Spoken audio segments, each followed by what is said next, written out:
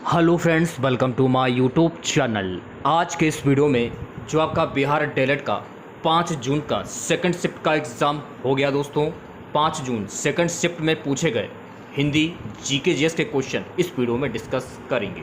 तो इस वीडियो को पूरा ज़रूर देखिए। वीडियो अच्छा लगे तो प्लीज़ वीडियो को लाइक और शेयर ज़रूर करें। जो भी हमारे नए बच्चे हैं, जिन बच्चों ने चैनल को सब्सक्राइब नहीं किया है तो प्लीज़ चैनल को सब्सक्राइब करके नोटिफिकेशन बेल ऑन करना ना भूलें। तो चलिए वीडियो को स्टार्ट करते हैं। पहला क्वेश्चन गाइस पूछा गया था, निम्न में से ए अय वर्ण क्या कहलाते हैं। तो ए अय वर्ण जो है ये कंठ तालुक वर्ण कहलाते हैं। अगर हम बात करें कंठ की तो इसके बारे में जान लीजिए।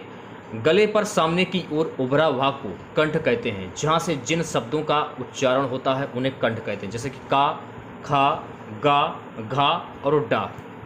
तालुब की अगर हम बात करें, तालुब ध्वनियों के उच्चारण में जीभ के पिछले भाग को तालु से संघर्ष करना पड़ता है, जैसे कि चा, छा, जा, झा, या।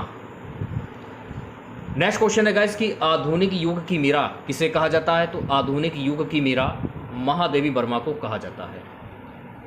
तो देखिए, महादेवी वर्मा जो हैं ये छायावाद युग की हैं, ये आपको ध्यान रखना है। छायावाद युग का महत्वपूर्ण स्तंभ महादेवी वर्मा का जन्म 26 मार्च 1907 को उत्तर प्रदेश के फर्रुखाबाद में हुआ था।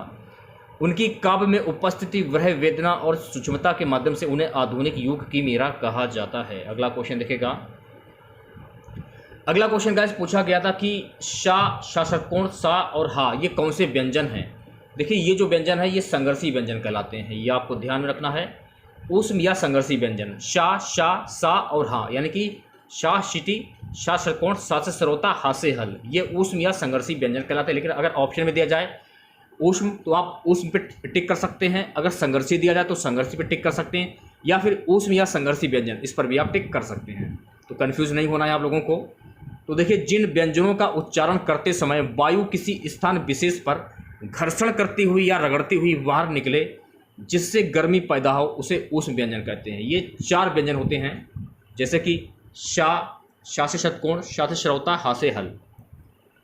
अगला क्वेश्चन देखिएगा, अध धन गति बराबर अधोगति किस संधि का उदाहरण है। जब आप इसे तोड़ेंगे, तोड़ने पर ऐसी संधि बनेगी।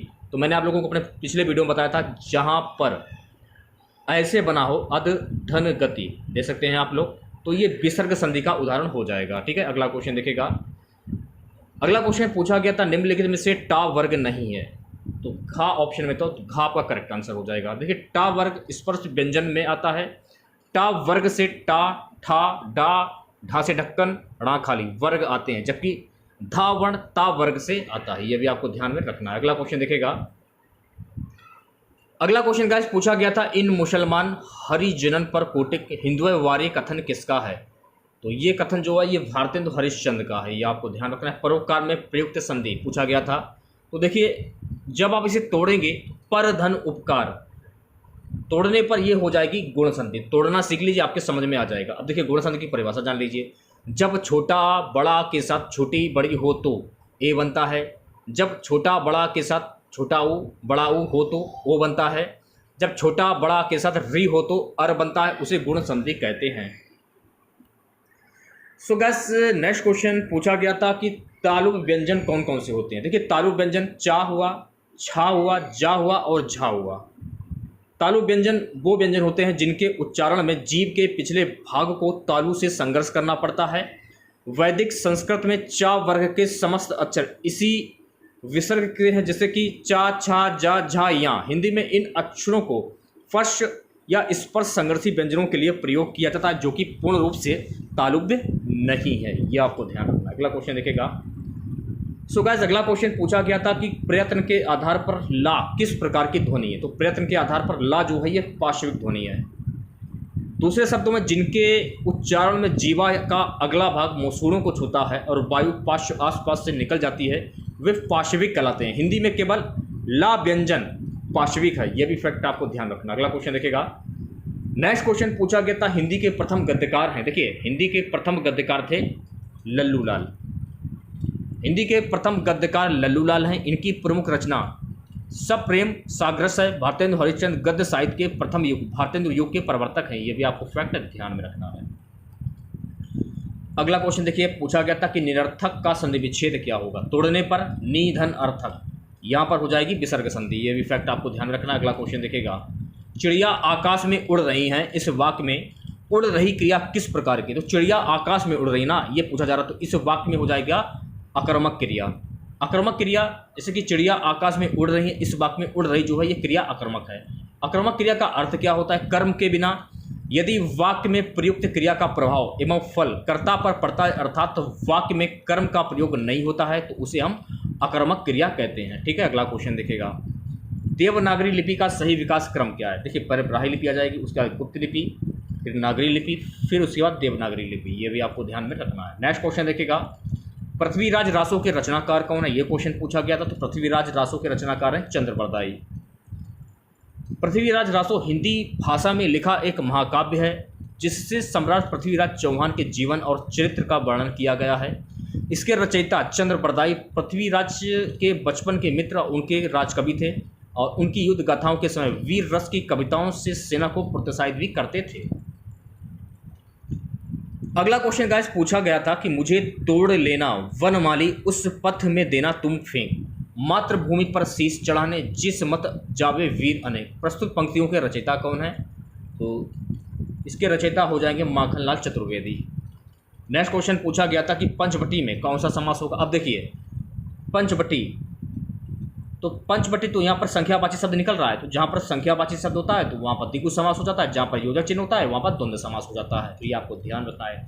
तो पंचवटी हुआ, जैसे कि नवग्रह हुआ, चौराहा हुआ, कि चार राहों का समूह, तो यहाँ पर पंचवटी है, तो ये हो जाएगा आपका द्विगु समास। ठीक है, अगला क्वेश्चन देखिएगा, तितली किसकी रचना है। तो तितली जो है जयशंकर प्रसाद की रचना है। फैक्ट जान लीजिए, तितली सामाजिक पृष्ठभूमि पर लिखित जयशंकर प्रसाद का दूसरा उपन्यास है। इसके केंद्र में गांव है। इसका प्रकाशन सन 1934 ईस्वी में भारती भंडार इलाहाबाद से हुआ था। नेक्स्ट क्वेश्चन पूछा गया था कि प्रत्युन्नति शब्द में प्रयुक्त उपसर्ग क्या होगा। अब देखिए, प्रत्युन्नति, प्रति यानी कि स्टार्टिंग का जो शब्द जो है आपका, वो आपका उपसर्ग हो जाएगा, और लास्ट वाला जो शब्द है आपका वो प्रत्यय हो जाएगा। तो प्रत्युन्नति, प्रति निकल रहा है, बोलने से ही पता चल रहा है कि यहाँ पर प्रति होगा, प्रति हो जाएगा। रीतिकाल के वह कवि कौन है जो अपनी मात्र एक कृति से हिंदी साहित्य में अमर हो गए। तो रीतिकाल के उन कवि का नाम है बिहारी, जो अपनी मात्र एक कृति से हिंदी साहित्य में अमर हो गए। अगले क्वेश्चन की बात करेंगे, राष्ट्रीय विकास परिषद की स्थापना किस वर्ष हुई थी। देखिए, राष्ट्रीय विकास परिषद की स्थापना वर्ष 1952 में हुई थी। राष्ट्रीय विकास परिषद के बारे में कुछ महत्वपूर्ण बातें उन्हें जान लीजिए। राष्ट्रीय विकास परिषद NDC शीर्ष निकाय है जो भारत में पंचवर्षीय योजनाओं को स्वीकृति देता है। इसकी स्थापना की अगर हम बात करें तो इसकी स्थापना 6 अगस्त 1952 को हुई थी। प्रधानमंत्री राष्ट्रीय विकास परिषद के अध्यक्ष के रूप में सेवारत हैं। राष्ट्रीय विकास परिषद NDC का मुख्यालय नई दिल्ली में है। पहली पंचवर्षीय योजना राष्ट्रीय विकास परिषद की सहमति के बिना अपनाई गई एकमात्र पंचवर्षीय योजना है। NDC की पहली बैठक नवंबर 1952 में जवाहरलाल नेहरू की अध्यक्षता में हुई थी। यह भी फैक्ट आपको ध्यान में रखना है। अब बात करेंगे अगले क्वेश्चन की, योजना आयोग के प्रथम अध्यक्ष कौन थे। देखिए, योजना आयोग के प्रथम अध्यक्ष थे श्री जवाहरलाल नेहरू। इसके बारे में जान लीजिए। भारत को स्वतंत्रता मिलने के बाद योजना का एक औपचारिक मंडल अपनाया गया और तदनुसार भारत के प्रधानमंत्री को सीधे रिपोर्ट करने वाले योजना आयोग की स्थापना 15 मार्च 1950 को प्रधानमंत्री जवाहरलाल नेहरू के अध्यक्ष के रूप में की गई थी। और 2014 में, ध्यानपूर्वक सुनिएगा मेरी बात, 2014 में योजना आयोग को हटाकर नीति आयोग कर दिया गया। नीति आयोग के अध्यक्ष कौन होते हैं। तो देखिए, नीति आयोग के अध्यक्ष होते हैं करंट में भारत के प्रधानमंत्री नरेंद्र मोदी। यह भी आपको ध्यान रखना है। योजना आयोग भारत सरकार की एक संस्था थी जिसने अन्य कार्यों के साथ साथ भारत की पंचवर्षीय योजनाओं को तैयार किया।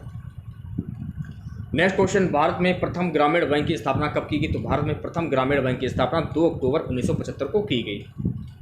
क्षेत्रीय ग्रामीण क्षेत्रों में RRB की स्थापना 26 सितंबर 1975 ग्रेड और 1976 के आर रजिस्ट्रार अधिनियम की जांच के तहत की गई थी। पहला क्षेत्रीय ग्रामीण बैंक की स्थापना 2 अक्टूबर 1975 को हुई थी। उत्तर प्रदेश के मुरादाबाद का पहला बैंक पहला RRB था। वर्तमान में भारत में 43 RRB हैं। नेक्स्ट क्वेश्चन देखिएगा। अगला क्वेश्चन गाइस पूछा गया था कि प्रथम जैन संगीत कहाँ आयोजित की गई। तो प्रथम जैन संगीत पाटलिपुत्र में आयोजित की गई। प्रथम जैन संगीत अथवा प्रथम जैन महासभा का आयोजन 300 ईस्वी में हुआ था। यह संगीत मौर्य शासक चंद्रगुप्त मौर्य के शासनकाल में हुई थी। यह जैन महासभा पाटलिपुत्र में आयोजित हुई। अगला क्वेश्चन गाइस पूछा गया था कि प्रथम बौद्ध संगीत का आयोजन कहाँ किया गया, तो प्रथम बौद्ध संगीत का आयोजन राजगृह में किया गया। प्रथम बौद्ध संगीत का आयोजन 483 ईस्वी पूर्व में राजगृह आधुनिक राजगिरी बिहार की सप्तपर्णी गुफा में किया गया था। महात्मा गौतम बुद्ध के निर्माण प्राप्त करने के कुछ समय बाद ही इस संगीत का आयोजन किया गया था। नेक्स्ट क्वेश्चन देखिएगा, कांग्रेस का प्रथम विभाजन किस अधिवेशन में हुआ था, तो देखिए कांग्रेस का प्रथम विभाजन सूरत अधिवेशन में हुआ था वर्ष 1907 में, यह भी आपको ध्यान रखना है। सन 1907 में भारतीय राष्ट्रीय कांग्रेस का अधिवेशन सूरत में हुआ, जिसमें कांग्रेस गरम दल और नरम दल नामक दो दलों में बंट गई।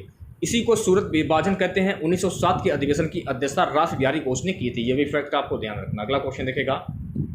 सो गाइस अगला क्वेश्चन पूछा गया था कि क्षेत्रफल की दृष्टि से भारत का सबसे बड़ा राज्य कौन सा है, तो क्षेत्रफल की दृष्टि से भारत का सबसे बड़ा राज्य है राजस्थान। आकार के हिसाब से राजस्थान भारत का सबसे बड़ा राज्य है, जिसका क्षेत्रफल 3,42,239 वर्ग किलोमीटर है। नेक्स्ट क्वेश्चन पूछा गया था कि सूर्य के संगठन में सहायक गैस, तो सूर्य के संगठन में सहायक गैस का नाम है भूकंप अधिकेंद्र। सूर्य के अंदर हाइड्रोजन और हीलियम गैस की प्रधानता है, हाइड्रोजन 71%, तो वही हीलियम 26.5% पाई जाती है। नेक्स्ट क्वेश्चन पूछा गया था कि सरदार सरोवर परियोजना किस नदी पर बनाई गई, तो सरदार सरोवर परियोजना नर्मदा नदी पर बनाई गई है। फैक्ट की अगर हम बात करें तो सरदार सरोवर बांध परियोजना का उद्घाटन पीएम नरेंद्र मोदी ने किया। एसएसडी गुजरात राज्य में नर्मदा नदी पर स्थित है और नर्मदा घाटी परियोजना में सबसे बड़ा बांध है, ये भी आपको ध्यान में रखना है। नेक्स्ट क्वेश्चन पूछा गया था कि मोटर वाहन में पीछे का दृश्य दिखाने वाले दर्पण को क्या कहते हैं, तो मोटर वाहन में पीछे का दृश्य दिखाने दर्पण को उत्तल दर्पण कहते हैं। उत्तल दर्पण द्वारा किसी वस्तु का प्रतिबिंब आभासी सीधा और छोटा बनता है, अर्थात मोटर वाहनों के पीछे के विस्तृत क्षेत्र का छोटा और सीधा प्रतिबिंब उत्तल दर्पण में देखा जाता है। किसी पदार्थ का वह केंद्र जहां उसका संपूर्ण भार प्रभावी होता है क्या कहलाता है, तो किसी पदार्थ का वह केंद्र जहां उसका संपूर्ण भार प्रभावी होता है वो कहलाता है गुरुत्व केंद्र। नेक्स्ट क्वेश्चन गाइस पूछा गया था कि एनेमोमीटर क्या मापने के काम में आता है। देखिए एनेमोमीटर जो है ये पवन का वेग मापने के काम में आता है। जिस उपकरण से पृथ्वी तल पर के पवन का वेग नापा जाता है उसे पवन वेग मापी कहते हैं, यानी कि एनेमोमीटर। भिन्न भिन्न प्रकार के पवन वेग मापियों में पवन के बल एवं वेग के मापने को पवन वेग मापन कहते हैं। ठीक है, अगला क्वेश्चन देखेगा। खाद्य ऊर्जा को हम किस इकाई से मापते हैं, तो खाद्य ऊर्जा को हम जूल से मापते हैं। खाद्य ऊर्जा को कैलोरी में मापा जाता है। एक कैलोरी 1 KCl 4.18 किलो जूल यानी कि 4.18 kg के समान है। डेसिबल किसे मापने के लिए प्रयोग में लाया जाता है, देखिए डेसिबल जो है वातावरण में ध्वनि मापने के काम में लाया जाता है। डेसिबल का प्रयोग ध्वनि को मापने में होता है। ध्वनि प्रदूषण का स्तर कितना है उसको डेसिबल से ही नापा जाता है। पारे का प्रमुख अयस्क है, देखिए पारे का प्रमुख अयस्क है सिनेबार। सिनेबार Hg पारा का एक अयस्क है और इसका लैटिन नाम हाइड्रारजिम है। यह पारे का सबसे महत्वपूर्ण अयस्क है जिसे HGS मरकरी सल्फाइड की रासायनिक संरचना होती है।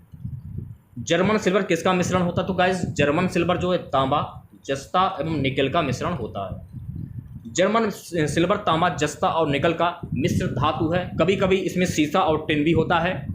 जर्मन चांदी रचना भिन्न भिन्न होती है। तांबा जो होता है 50%, जस्ता 19% और निकल 30% से लेकर 3 तत्वों का प्रतिशत होता है। अगला क्वेश्चन पूछा गया था कि पेंसिलिन की खोज किसने की थी, तो पेंसिलिन की खोज अलेक्जेंडर फ्लेमिंग ने की थी। पेंसिलिन की खोज का श्रेय 1928 में स्कॉटिश वैज्ञानिक और नोबेल पुरस्कार विजेता अलेक्जेंडर फ्लेमिंग को जाता है। उन्होंने दिखाया कि यदि पेंसिलियम नोटेटम उपलब्ध सबस्ट्रेट है तो यह एंटीबायोटिक गुणों के साथ एक पदार्थ निश्चित करेगा, जिन्होंने पेंसिलिन को करार दिया। सोना किस अम्ल में घुलता है, क्योंकि सोना जो है ये नाइट्रिक अम्ल में घुलता है। नाइट्रिक अम्ल का उपयोग सोने और चांदी के शुद्धिकरण में किया जाता है। तो आज के इस वीडियो में बस इतना ही। आशा करते हैं कि आज का वीडियो आप लोगों को पसंद आया होगा। वीडियो अच्छा लगे तो प्लीज़ वीडियो को लाइक और शेयर जरूर करें। जो भी हमारे नए बच्चे हैं, जिन बच्चों ने चैनल को सब्सक्राइब नहीं किया है तो प्लीज़ चैनल को सब्सक्राइब करके नोटिफिकेशन बेल ऑन करना ना भूलें। मिलते हैं नेक्स्ट वीडियो के साथ। जय हिंद, जय भारत।